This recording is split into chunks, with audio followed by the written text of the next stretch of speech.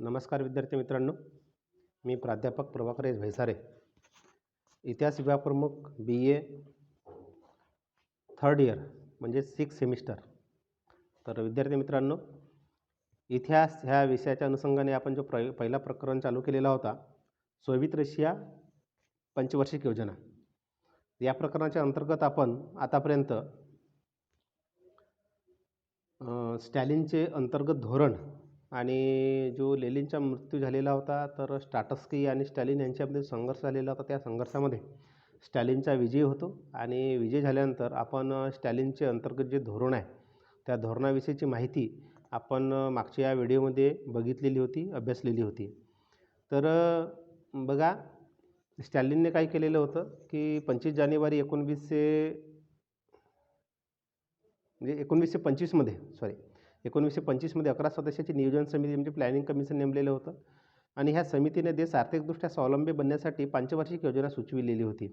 आणि त्या योजनेच्या अनुषंगाने पंचवार्षिक योजनेच्या अनुषंगाने सर्वच क्षेत्रामध्ये जवळपास 200 ते 400% पर्यंतचे आपले उद्दिष्टे काय केलेले होते, निश्चित केलेले होते. एवढे भव्य दिव्य उद्दिष्टे स्टॅलिनला साकार करायचे होते आणि रशियाला बळकटी प्राप्त करून द्यायची होती. तर ह्याच अनुषंगाने पहिली पंचवार्षिकची योजना आहे. पहिली पंचवार्षिक योजनेचा काळ लक्षात ठेवा विद्यार्थी मित्रांनो. पहिली पंचवार्षिक योजनेचा काळ आहे 1928 ते 1933 आणि कोणी सुरू केली पहिली पंचवार्षिक योजना? स्टॅलिनने, लक्षात घ्या. आणि NEP म्हणजेच न्यू इकॉनॉमिक पॉलिसी म्हणजे नवीन आर्थिक धोरण हे कोणी सुरू केलं? हे लेनिनने सुरू केलेले होतं. हे दोन्ही गोष्टी लक्षात ठेवा विद्यार्थी मित्रांनो, परीक्षेमध्ये वारंवार विचारले जाणारे प्रश्न आहेत. ठीक आहे. तर पहिली पंचवार्षिक योजना 1928 ते 1933 हा कालखंडसुद्धा लक्षात ठेवा. आणि ह्या योजनेची उद्दिष्टे जी आहेत, पहिल्या पंचवार्षिक योजनेची उद्दिष्टे ही 4 वर्षातच पूर्ण गाठली गेलेली होती. आणि ही योजना 4 वर्षातच गाठली गेली, म्हणजे ह्या योजनेनुसार जी योजनेची उद्दिष्टे होती 4 वर्षात गाठली गेल्यामुळे ही योजना 1 वर्षाच्या आधीच संपलेली होती. आणि ह्या योजनेच्या यशस्वीतेसाठी काय केलेलं होतं, रशियन जनतेने अपार कष्ट केलेले होते आणि या योजनेला लागणारे जे भांडवल होते ते भांडवल रशियाने स्टॅलिनने देशातच उभे करण्याचे ठरविलेले होते. आणि ह्या योजनेत रशियाला अत्यंत चांगले असे यश मिळालेले आहे. आणि हे यश कुठं कुठं मिळालेले आहे त्याच्यामध्ये नंबर 1 आपण सांगू शकतो. नंबर 1 लक्षात ठेवा, त्याच्यामध्ये कोळसा आहे, तेल आहे, लोखंड आहे, अन्नधान्य आहे, यांचे उत्पादन 200% वाढलेले होते. नंबर 2, विद्युत उत्पादनामध्ये 300% यांचे उत्पादन वाढलेले होते. कोळसा व तेलाच्या बाबतीत हे उद्दिष्ट जवळपास पूर्ण झालेले होते. आणि लोखंडाच्या उत्पादनाच्या बाबतीत रशिया जवळपास उद्दिष्टाच्या जवळ पोहोचला होता. आणि अन्नधान्याच्या बाबतीत जर बघितलं तर हे उद्दिष्टसुद्धा त्यांनी पार केलेले होते. विद्युत उत्पादनाच्या बाबतीत जर बघितलं तर ह्या विद्युत उत्पादनाच्या क्षेत्रामध्ये सुद्धा देश म्हणजेच रशिया उद्दिष्टाच्या जवळ जाऊन पोहोचलेला होता. आणि मोठ्या प्रमाणावर काय झालेले होते, ट्रॅक्टर आणि मोटारीचे उत्पादन सुरू झाल्याने त्यांनी तुर्कस्तान ते सायबेरिया, लक्षात ठेवा, तुर्कस्तान ते सायबेरिया हा 1100 मैल लांबीचा लोहमार्ग तयार झाल्याने लष्करी वाहतुकीला मोठ्या प्रमाणामध्ये हातभार लागला किंवा लष्करी वाहतूक सुलभ झाली. आणि अशा प्रकारे जे उद्दिष्टे गाठले गेलेले होते ते उद्दिष्ट जवळपास सर्वच क्षेत्रामध्ये पूर्णत्वास गेलेले होते. कृषी सुधारणाच्या बाबतीत जर आपण विचार केला तर बघा, अन्नधान्याच्या बाबतीत देश स्वावलंबी असणे हे अत्यंत आवश्यक असते. म्हणूनच रशियाने काय केलेले होते की आपल्या अन्नधान्याचे उद्दिष्ट किती ठरवलेले होते, ते उद्दिष्टे 150% ठरवलेले होते. हे उद्दिष्ट ठरवल्यामुळे रशियाने काय केलं, सायबेरिया आहे, आग्नेय आशिया भागातील 3 कोटी एकर पडीत असलेली जमीन, लक्षात घ्या, 3 कोटी एकर पडीत असलेली जमीन त्यांनी लागवडीखाली आणली आणि यांत्रिक पद्धतीचा अवलंब केला. कशाचा? यांत्रिक. नंबर 1, यांत्रिक पद्धतीचा अवलंब केल्याने काय झालं, कृषी उत्पादनामध्ये झपाट्याने वाढ झाली किंवा वाढ घडून आली. नंबर 2, शासनाकडून शेतकऱ्यांना तांत्रिक ज्ञान त्याचप्रमाणे अल्प व्याजाची कर्जे, अवजारे उपलब्ध करून देण्यात आली. आणि अर्थात ह्या गोष्टीसाठी काय झालेला होता, एक वेगळ्या प्रकारे शेतीचा प्रयोग करण्यात आलेला होता. आणि हे सर्व अल्पव्याजी कर्ज म्हणा, अवजारं म्हणा, तांत्रिक ज्ञान म्हणा, हे शासनाकडून दिले गेल्याने मोठ्या प्रमाणामध्ये उत्पादन क्षेत्रामध्ये वाढ घडून आली. कोणत्या? कृषी उत्पादन क्षेत्रामध्ये. त्यानंतर ही अशा प्रकारची जी शेती होती आणि शेतीचा नवीन प्रयोग म्हणजे कसा होता हा, की लहान तुकड्यांवर जास्त उत्पादन होत नाही, हा रशियाचा अनुभव होता. आणि यांत्रिक पद्धतीसाठी असे लहान तुकडेसुद्धा उपयोगी नसतात हे सुद्धा लक्षात आलेलं होतं. त्याच्यामुळे काय झालं, नेक्स्ट नंबर, शेतीचे राष्ट्रीयकरण करून रशियाने खाजगी शेती समाप्त केली आहे, त्या जागी सरकारी शेती आणि सामूहिक शेतीचा प्रयोग सुरू केला. जगातील पहिला प्रयोग आहे सरकारी आणि सामूहिक शेती सुरू करून त्या माध्यमातून शेती उत्पादन वाढविणे. सरकारी शेती देशातील पडीत जमिनी लागवीखाली आणण्यासाठी होता. म्हणजे कोणती सरकारी शेती ही देशातील पडीत जमीन लागवडीखाली आणण्यासाठी होता. यातील सामूहिक शेतीचा जो प्रयोग आहे अत्यंत महत्त्वाचा ठरलेला होता. कारण काय झालेलं होतं की शेतकऱ्यांजवळील जमिनीची लहान लहान तुकडे जे होते ते एकत्र करण्यात आलेले होते आणि मोठ्या भूक्षेत्रावर काय झालेलं होतं, शेतकऱ्यांना परस्पर सहकार्याच्या माध्यमातून त्यामध्ये मेहनत घ्यायची होती, श्रम द्यायचे होते. कोणाला? शेतकऱ्यांना. जमीन कोणाची होती? शासनाची. लहान लहान तुकडे एकत्रीकरण करण्यात आलं, ती आपल्या हातामध्ये जमीन शासनाने घेतली आणि त्या क्षेत्रावर काय करायचं होतं, शेतकऱ्यांना एकामेकांच्या कोऑपरेशनने, एकामेकाच्या सहकार्याने श्रम करायचे होते, परिश्रम करायचे होते. मात्र ह्या कार्यामध्ये काही प्रमाणामध्ये साहजिकच आहे अडथळे आणले गेले होते आणि आपली जमीन, आपली साधनसामुग्री हिसकावून घेतली गेल्याने शेतकऱ्यांनी त्याच्या विरोधामध्ये काही प्रमाणात बंडसुद्धा केलेले होते. विरोधसुद्धा मोठ्या प्रमाणामध्ये करण्यात आलेला होता आणि विशेषतः जे मोठे शेतकरी होते, मोठ्या शेतकऱ्यांनी मोठ्या प्रमाणामध्ये विरोध केलेला होता. साहजिकच आहे, ज्यांच्याकडे 200, 300, 400 एकर जमीन असेल त्या शेतकऱ्यांनी काय केलेलं होतं, विरोध केला होता शासनाला की आमची जमीन शासन हिसकावून घेत आहे. परंतु हा विरोध कठोरपणे मोडून काढण्यात आला आणि विरोध करणाऱ्यांची जमीन जबरदस्तीने हिसकावून घेण्यात आली आणि शिवाय त्यांची घरे, जनावरे, मालकीच्या वस्तू इत्यादीसुद्धा हिसकावून देण्यात आल्या. एवढंच नाही तर रशियन सैनिकांनी ह्याच्याही पलीकडे जाऊन काय केलं की त्यांची घरं जाळणे, गोळीबार करणे अशा प्रकारे हिंसक मार्गाचा अवलंब करून ते जमीन हिसकावण्यात आली. याचा अर्थ असा होतो की रशियात झालेले आर्थिक सामाजिक परिवर्तन हे स्वतःहून झालेले नव्हते आणि शासनाने ते शासनाकडून ते जबरदस्तीने करवून घेण्यात आलेले होते. यासाठी रक्त सांडलेले होते. जवळपास ह्या कामामध्ये किंवा कृषीविषयक आर्थिक परिवर्तन घडविण्यासाठी जवळपास 50 लाख माणसाचा बळी गेलेला होता. ह्याच्यामुळे हे परिवर्तन स्वतःहून झालेले नव्हते, शासनाने जबरदस्तीने करून घेतलेले होते. लहान शेतकऱ्यांमध्ये इतका विरोध करण्याचे ॲक्च्युली सामर्थ्य नव्हतं. त्याच्यामुळे त्यांनी काय केलं, त्यांना सामूहिक शेतीमध्ये सहभागी करून घेण्यात आलेलं होतं. ठीक आहे.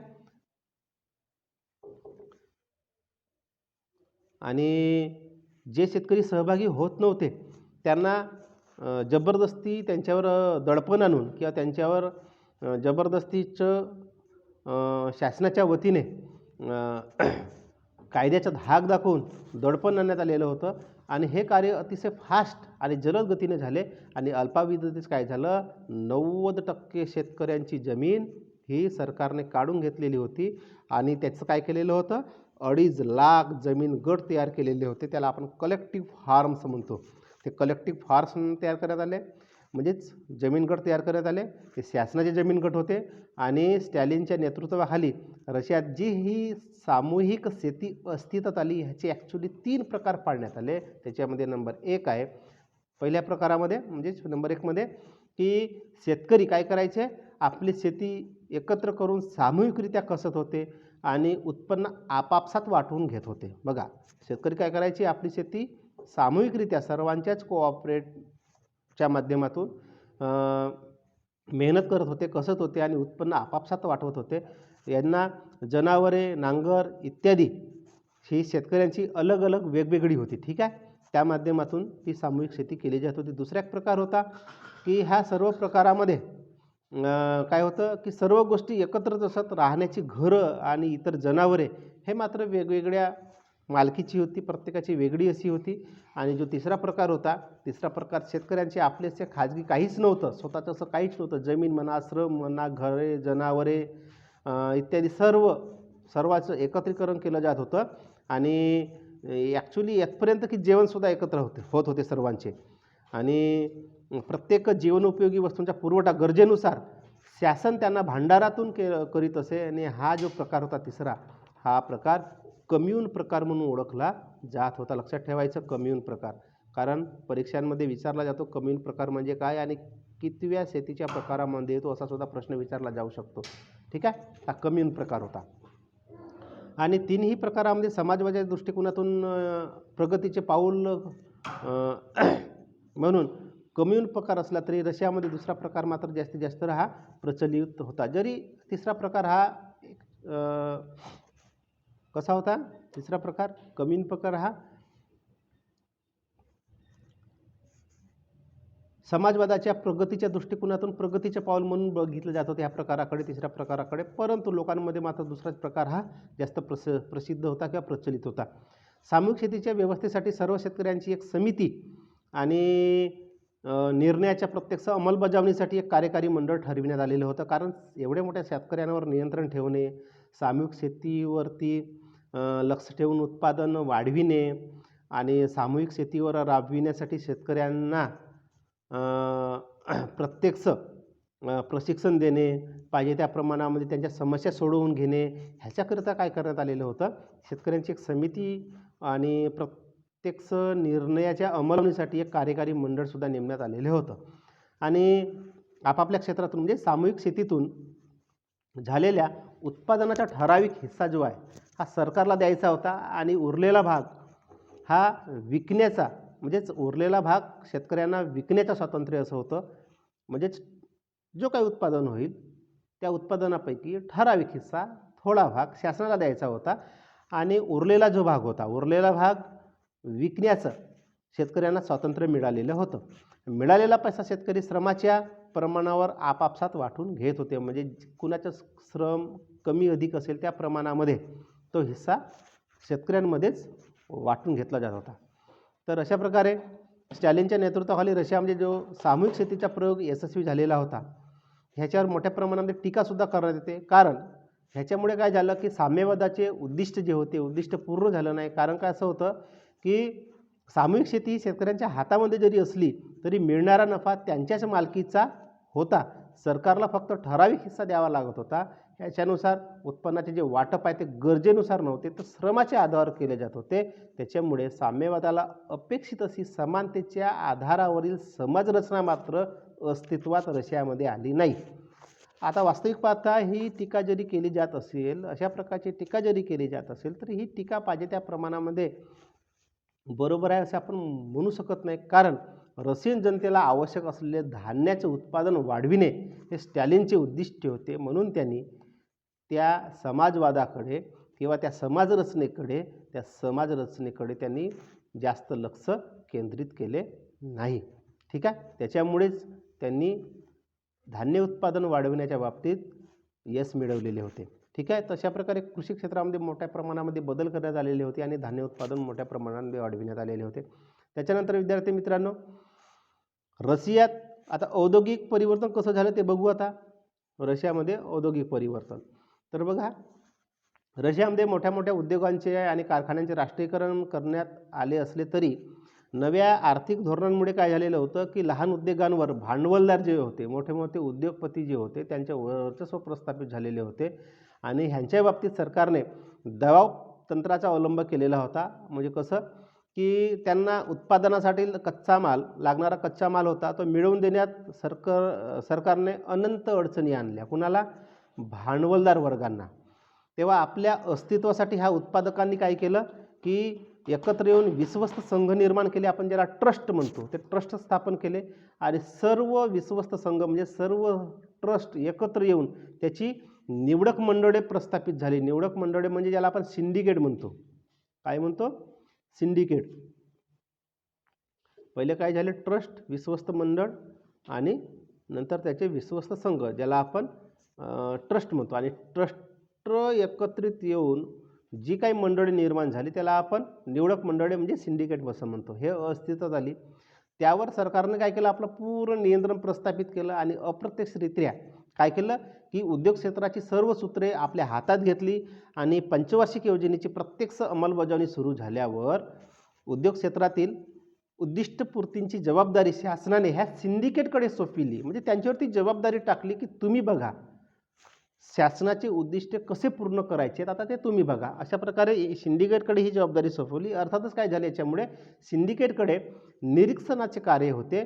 बाकी कोणत्या कारखाने किती उत्पादन करायचे, कामगारांना किती वेतन द्यायचा, कारखान्याला लागणारा कच्चा माल पुरवठा इत्यादी गोष्टींवर सिंडिकेटचं मात्र नियंत्रण नव्हतं. इत्यादी गोष्टी निश्चित कोण करेल? शासन करेल. फक्त निरीक्षक कशा प्रकारे पुरविलं जाते कच्चा माल, कशा प्रकारे वेतन दिलं जातं की नाही दिलं जात, अशा प्रकारचा फक्त ऑब्झर्वेशन, ज्याला निरीक्षण म्हणतो, इन्स्पेक्शन करण्याचं काम फक्त सिंडिकेटकडे होतं. ठीक आहे. आणि ह्यातूनच कारखान्याला होणाऱ्या नफ्याचा एक भाग सरकारला. आता बघा, जो काही कारखान्याला नफा होत होता त्या नफ्यातून कशा प्रकारे त्या नफ्याची विभागणी करण्यात आलेली होती ते बघा. त्याच्यामध्ये पहिला आहे कारखान्याला होणाऱ्या नफ्याचा एक भाग सरकारला, दुसरा भाग संचित निधीला द्यावा लागत होता, ज्याला आपण रिझर्व्ह फंड म्हणतो, आणि उरलेला भाग जो आहे तिसरा कामगारांच्या कल्याणासाठी आणि शिक्षणासाठी खर्च होत असे. आणि प्रत्येक कारखान्यावर त्रिविध म्हणजे त्रिस्तरीय नियंत्रण असं होतं, आणि कारखान्याच्या कामकाजावर देखरेख ठेवण्यासाठी एक व्यवस्थापक सुद्धा होता. आणि व्यवसाय संघाचे, ज्याला आपण ट्रेड युनियन म्हणतो, यांचे प्रतिनिधित्व असलेली एक समिती, एक कमिटीसुद्धा होती. आणि ह्यांच्यावर आणखी नियंत्रण ठेवण्यासाठी साम्यवादी पक्षांची जी स्थानिक सदस्य होते त्यांची एक समिती म्हणजे कमिटी होती. असे असले तरी उद्योगाच्या बाबतीत रशियाने फारशी अशी प्रगती किंवा उद्दिष्ट प्राप्त केलेले नव्हते. तर कामगारांना जी मजुरी मिळत होती साम्यवादी सिद्धांताप्रमाणे न मिळता कशी मिळत होती? कामानुसार मिळत होती, श्रमानुसार मिळत होती.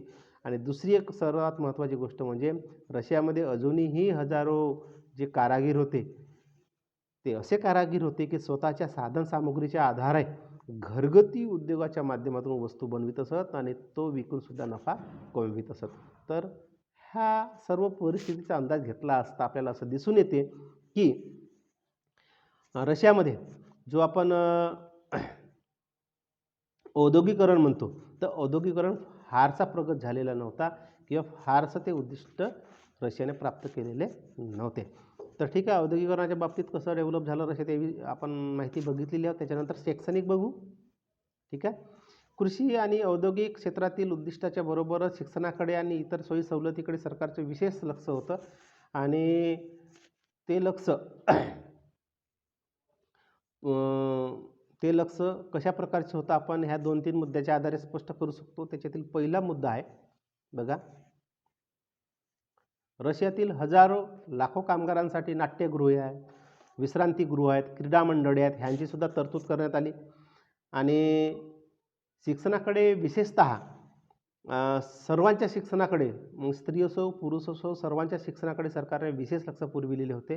कारण असं होतं की देशातील जनता शिक्षित असल्याशिवाय कोणतेच परिवर्तन यशस्वी ठरू शकत नाही, हा अनुभव होता रशियाला. आणि त्याच्यामुळे सरकारने सर्व सार्वजनिक जे शिक्षण आहे ते सर्व सार्वजनिक शिक्षण हे सक्तीचं आणि विनामूल्य म्हणजेच मोफत केलेले होते. निरक्षरता हटविणे हा त्यामागील उद्देश होता. त्याचप्रमाणे शैक्षणिक क्षेत्रामध्ये समानतासुद्धा आणण्यात आली. आणि ह्या कार्याला शासनालाच म्हणजे सरकारला अभूतपूर्व असं यश मिळालं. कारण असं होतं की साक्षरतेचे प्रमाण जे आहे, साक्षरतेचे प्रमाण रशियामध्ये क्रांतीपूर्व म्हणजे क्रांती होण्याच्या अगोदर फक्त किती होते? 27% होते. आणि पहिल्याच पंचवार्षिक योजनेच्या समाप्तीच्या काळापर्यंत जवळपास 90% काय झालेली होती? साक्षरता झालेली होती. ह्याच्यावरून आपण समजू शकतो की शिक्षणाच्या बाबतीत सुद्धा पहिल्या पंचवार्षिक योजनेमध्येच किती मोठं यशाचा पल्ला गाठलेला होता किंवा किती मोठं यश मिळवलेलं होतं हे आपल्याला ह्या बाबीवरून समजते. ठीक आहे. त्याचप्रमाणे शिक्षणाच्या प्रसारासाठी शाळा आणि ग्रंथालये सुद्धा निर्माण करण्यात आलेल्या होत्या. तर विद्यार्थी मित्रांनो, हे शैक्षणिक उन्नती कशी झाली किंवा शैक्षणिक प्रगती रशियामध्ये कशी घडून आली ते आपण बघितलं पहिल्या पंचवार्षिक योजनेच्या काळामध्ये. त्याच्यात धार्मिक बाबतीत बघू आपण. तर रशियातील साम्यवादी सरकारला विशेष धर्मसंस्थेबद्दल देश होता. आणि ह्या धर्मसंस्थेने काय केलेलं होतं? का बरं देश होता? ह्या धर्मसंस्थेने झाडशाहीला पाठिंबा दिलेला होता. आणि धर्म म्हणजे अफूची गोडी होय, हे कार्ल मार्क्सने सांगितलेलं होतं आपलं मार्क्सवादी तत्त्वज्ञानामध्ये.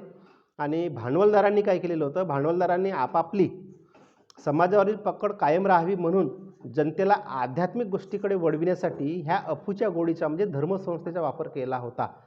आणि हे सर्व खरं आहे किंवा ट्रूथ आहे असं केलं जाते हे मार्क्सच्या अनुयायांचं मत होतं. आणि म्हणूनच सत्ता हाती येताबरोबर रशियातील जे चर्च होते त्याला आपण ऑर्थोडॉक्स चर्च म्हणतो, त्या ऑर्थोडॉक्स चर्चला छळायला शासनाने सुरुवात केली. सर्वात पहिल्यांदा चर्चची मालमत्ता जप्त केली, त्यांच्यावर चालणाऱ्या ज्या शाळा होत्या त्या मोडून काढण्यात आल्या, ख्रिश्चन धर्मप्रचारकांचा मतदानाचा हक्कसुद्धा काढण्यात आला. आणि ज्यांनी ह्या गोष्टीचा विरोध दर्शवला त्याच्याबरोबर शासनाने एवढं भयंकर त्यांना शिक्षा दिल्या, त्या म्हणजे कशा बघा की प्रचारकांना पकडून तुरुंगात टाकण्यात आलं, काहींना ठार करण्यात आलं आणि काही रशियासुद्धा सोडून निघून गेले, म्हणजे देश सोडून निघून गेले. आणि राज्याचा चर्चशी असलेला संबंध तोडून टाकण्याची शासनाकडून घोषणा करण्यात आली. बऱ्याच चर्चची मोडतोड करण्यात आली. सुरुवातीला साम्यवादी सरकारने काय केलं की रशियन जनतेला धर्माबाबत स्वातंत्र्य दिलं, पण त्याच्यानंतर ते स्वातंत्र्य मात्र नंतर काढून घेण्यात आलं आणि रशियात फक्त नास्तिक वाद उरला आणि मुलांच्या शिक्षणामध्ये धर्माला अजिबात स्थान नसल्यामुळे लहानपणापासूनच त्या सर्वांवर अशा प्रकारचे संस्कार झाले की धर्माबद्दल त्यांना प्रेम नव्हतं. अर्थात जुन्या पिढीतील लोकांना धर्मविषयक भावना सरकारला मात्र बदलविता आल्या नाहीत. तर जुनी पिढी होती ती संपल्यानंतर आपण नवीन पिढीकडे जर बघितलो तर नास्तिकवादाच्या माध्यमातून त्यांचं धर्मावर मात्र प्रेम उरलं नव्हतं. तर विद्यार्थी मित्रांनो, या ठिकाणी आपली पहिली पंचवार्षिक योजना जी आहे ती कशी सक्सेस झाली, यशस्वी झाली, ह्याविषयीची माहिती मी ह्या व्हिडिओमध्ये तुम्हाला दिलेली आहे. ती पुन्हा ऐका आणि लक्षात ठेवा. बरं, ठीक आहे, धन्यवाद.